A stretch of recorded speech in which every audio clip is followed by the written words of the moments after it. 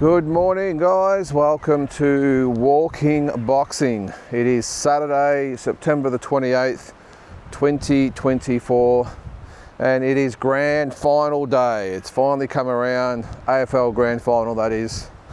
The Sydney Swans up against the Brisbane Lions at the MCG in Melbourne. 100,000 people are going to be there, so you can probably guess what I'm going to be doing today. I'm going to be stuck in front of the TV. Just by the way, apologies for the wind. I've tried to sort of wait to get a bit of a break in the wind, change directions, all this sort of stuff, and it hasn't seemed to work. The wind just keeps following me. So again, apologies if it's coming through the microphone there. There's not really much I can do about it, except to wait. Really bad this morning. It's going to be actually about 23 degrees today, so hoping that it'll get a little bit better a little bit soon. So as always, plenty going on in boxing. I like to always start, I actually planned to do this yesterday, but I always like to start my Fridays, in this case Saturday, with the Oscar De La Hoya's Clapback Thursdays. If you haven't seen it, check out his Instagram page. It's always very entertaining, and you know, according to him, it's not hating if it's the facts. So look, there's always probably a little bit of both in what he says, but this week he's taken a real good shot at Eddie Hearn.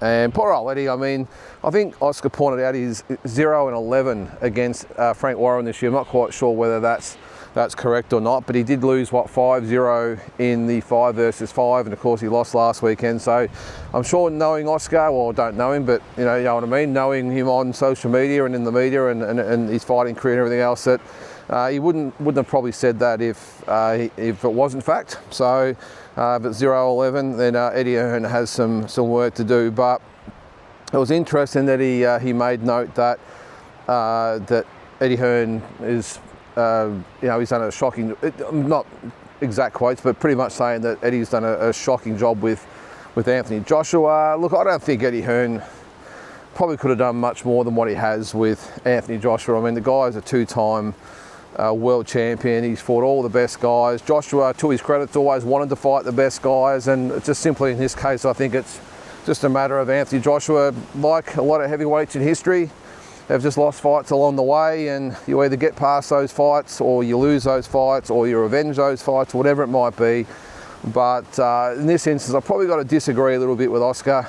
I don't think anyone really could have done much better with AJ than what Eddie Hearn has done. And speaking of AJ, there's been a fair bit of or more pushback as far as his trainer Ben Davison goes. I wouldn't be surprised if Ben Davison doesn't survive this loss, which is, I was going to say, it's a little bit ridiculous that it's always a trainer's fault, but if I'm being honest in this case, I think that, maybe Ben Davison, when there's tactics needed in a fight, I don't think he's the man. I think I've said in other videos that he's been great for Anthony Joshua, also for Tyson Fury, and probably other fighters as well, in that he's a great support for those guys, more for the mental health side of things, and whether it be motivation or whatever it might be. But when it comes to tactics, I didn't actually see this the other day. I missed it, but apparently he was the one that was telling Joshua that he had to throw that uppercut, and obviously that's what got him knocked out. I'm not going to put all that on Ben Davison. Anthony Joshua's been around a long time.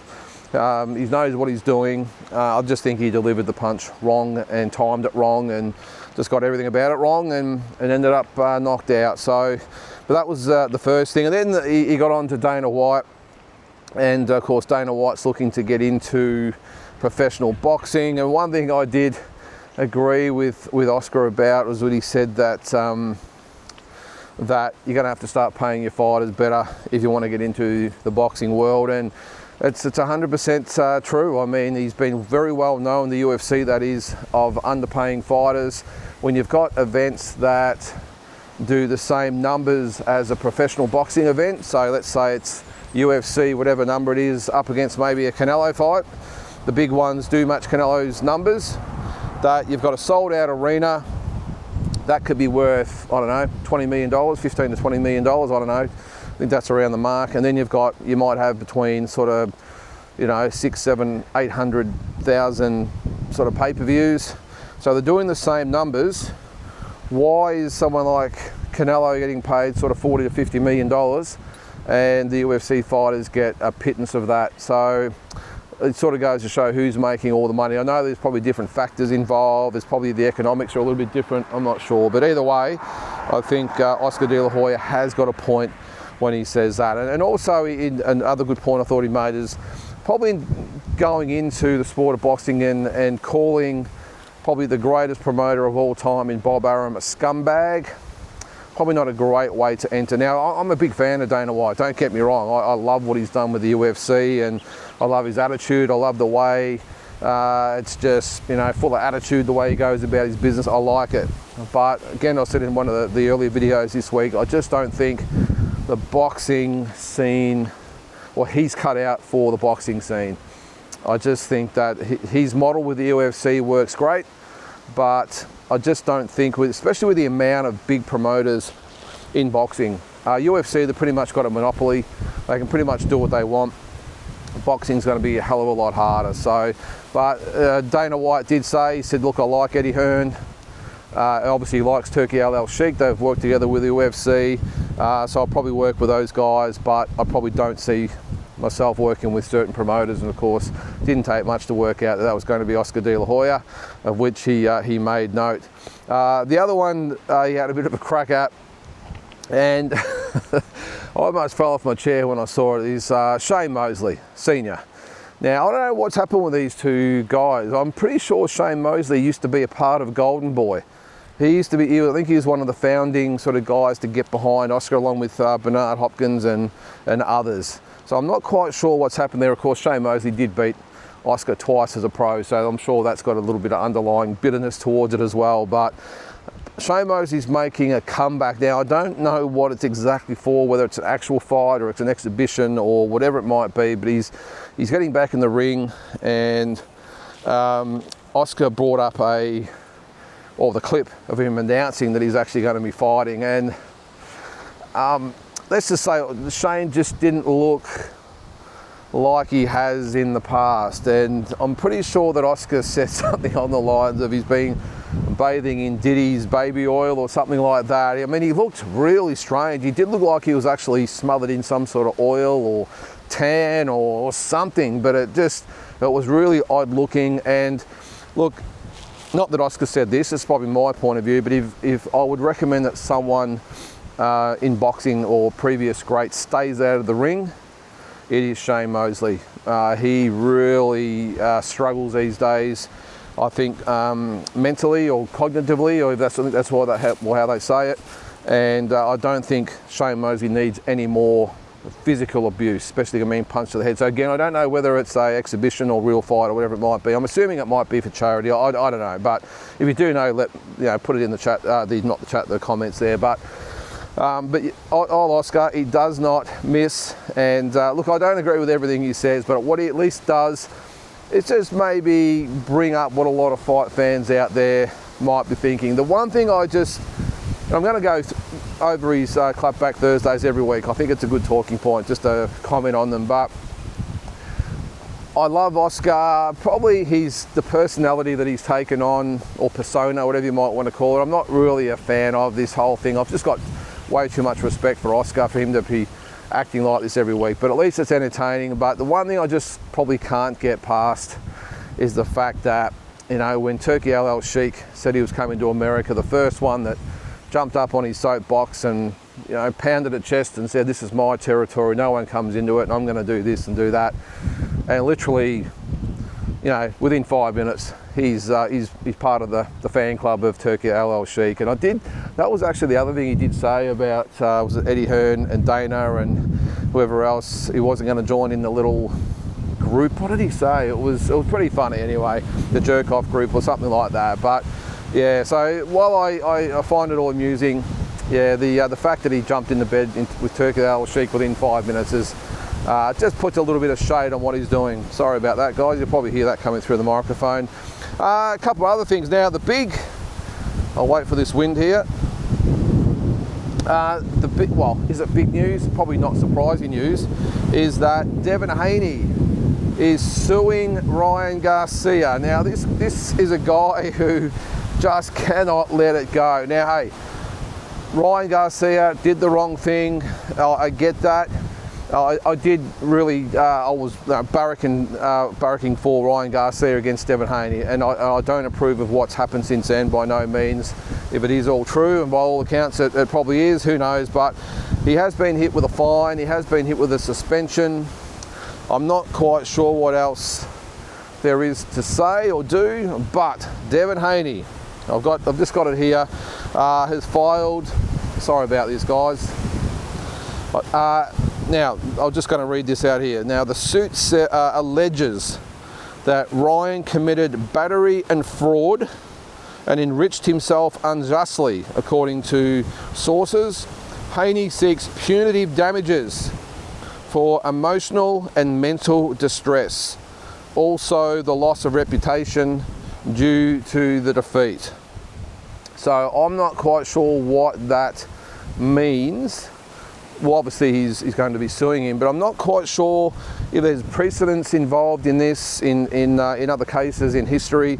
But when you think that Garcia has already been suspended, he's already been fined, I'm not quite sure what other grounds there are, but looks like Devin Haney's going to test the waters. I mean, mental, I'll put my phone back, but mental, hang on, I've got to pull it out, I've got to read that again. Where are we? I've got to read this again, just so I'll get it right. All right, punitive damages for emotional and mental distress. Now, come on, if that's not a money grab, I've never seen one ever. Come on, that is ridiculous. Also, the loss of reputation due to the defeat. Well, technically, I'd gather that Ryan Garcia's team could come back and say, well, what defeat? It's been overturned, it's a no contest. So we're not quite sure what defeat you're referring to. That's probably one little comeback they could come back with, but yeah, look, I don't know what comes of it. I think, but the whole mental thing, I mean, come on, that's that is a money grab, pure and simple.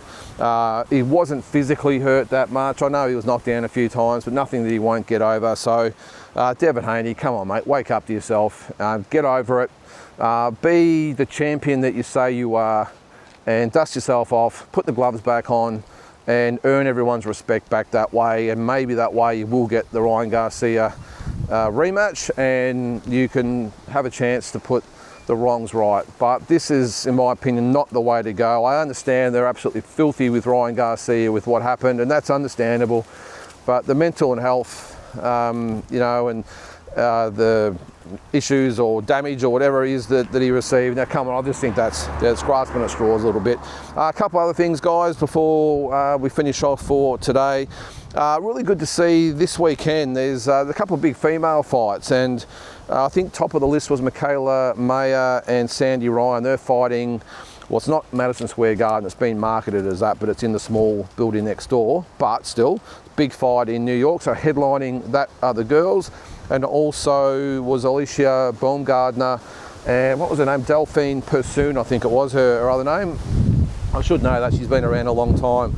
But they're headlining a card in Atlanta, and the thing about that card is it's an all-female card. So how good is that? And it just got me thinking that in boxing and UFC, the women have really made great strides. Now, they might say that because I'm sure they're getting paid nowhere near what the males are, but again, I'm just a big believer in you get a share of what you bring in. If you're not bringing in the money, well, you don't get paid. It's as simple as that. But as far as the sport itself goes, female boxing absolutely booming out there, and the fact we've got female world title fights headlining big shows, not just little shows, I think it's fantastic. I'm not quite sure what's going to happen to Katie Taylor and Amanda Serrano if the Tyson and Jake Paul fight falls over, but I'm sure they'll just reschedule that because that's a fight we all want to see. But it just got me thinking that UFC is the same. You see, we've seen them headline cards in the past, and obviously the biggest one of all is Ronda Rousey. She herself, when she was interviewed here in Australia,